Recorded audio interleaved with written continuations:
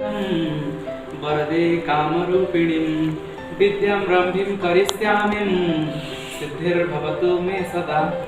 सम्माननीय अध्यक्ष महोदय, समस्त विभाग अध्यापक वृंद एवं मोर सान भाई मैंने आज एनएसएस कैंप मत किसी कहबार सुजोग मिलता मो निजक धन्य मन कर।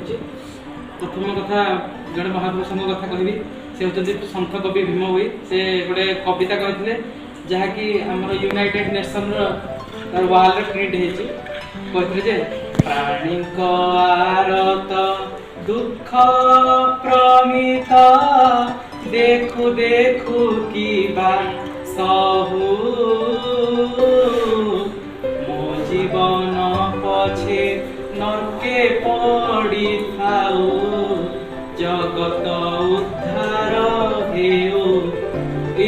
पदटी से कहते सारा विश्व से प्रतिष्ठित होते कहबार अर्थ अच्छे मो जीवनटा पछे नरक पड़ी था कि सारा संसार उद्धार पाई जाए। ये NSS camp national service scheme एठार आम सेवा को गुरुत्व दौचे आम आसिक आपण मैंने आसिक अच्छा आ गोटे कथा आपण मान भर कौन कौन सब क्वालिटी अच्छे किए भल कथा कही किए भल नाच कर किए भल गीत गाई पारे किए भल कमेडी कर एनएसएस कैंप सब कार्यक्रम गुड़ी हुए। मुझे एनएसएस कैंप ओडगाँ कैंप जाइए से ओडगाँ कैंप आम बहुत कार्यक्रम होता है गीत गाइबा किए भल गीत गाई स्टेज गीत गाइला तार कॉन्फिडेंस लेवल बढ़ला किए भल स्पीच कही से आसिक स्पीच देला तार कॉन्फिडेंस लेवल बढ़ला।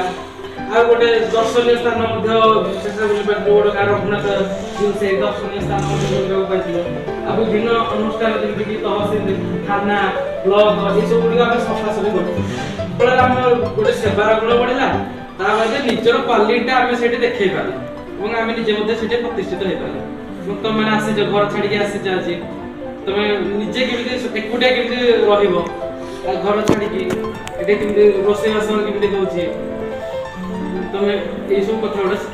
मैं वक्तव्य साथ